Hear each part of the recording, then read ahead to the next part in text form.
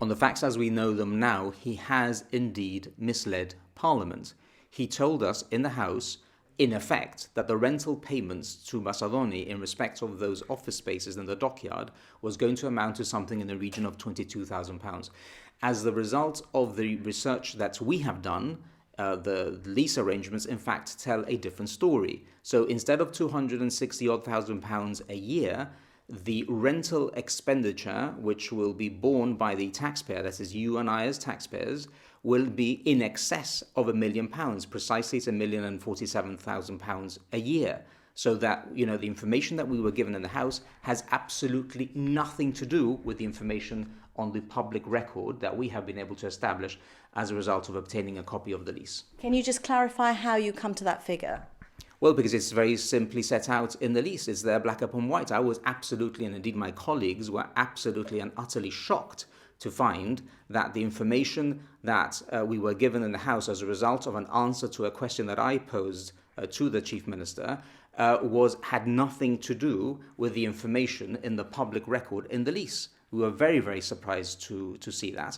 And we wait to see how the government clarifies this position for us. It has nothing to do with the reality as it is on the ground when one searches publicly available documents compared with the information which the government has provided to us and to you, the public, in the House.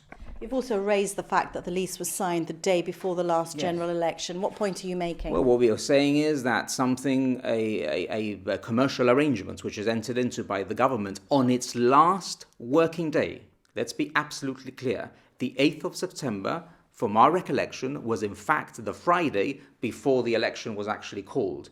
And the government enters into an arrangement with Bassadone, whereby, and the people understand what this is, whereby over a period of 21 years, we, the taxpayer, are going to have to be expending close to £22 million, if not more, and we are caught by that on the last day that the government had the authority and the power to do so. Why didn't they wait? Because there could have been a change of government, and had we been elected on the 12th of October, may have had a different approach and a different view. But no, we would have been beholden to those contractual arrangements.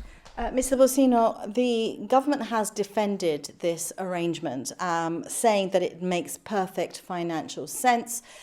Have you considered the cost of stripping back the assets that house these government departments and compared to see where the best value for money is, either stripping down and refurbishing those assets or selling them off, raising money for the government coffers and paying this rental? We're not in government, so therefore we don't have all the information to hand. So how do you know this doesn't make financial sense? What we're saying is, in fact, I have further questions in the House, which I hope will be answered accurately by the government. But the reality is, as things stand, we do not understand the logic of dispensing with government real estate to the tune, according to the Chief Minister, according to the government, but that also needs to be put into question, to the tune of £8 to £10 million.